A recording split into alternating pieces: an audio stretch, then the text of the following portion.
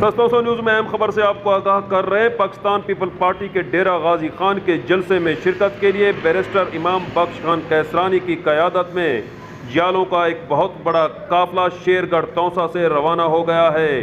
दर्जनों बसों पर सैकड़ों जियालों ने इस जलसे में शिरकत के लिए रवानगी पकड़ ली है। तोंसा न्यूज़ में अहम खबर से आपको आगाह कर रहे हैं। जियालों का एक बहुत बड़ा काफिला बैरस्टर इमाम बख्श खान कैसरानी की क़यादत में शेरगढ़ तोंसा से रवाना हो चुका है।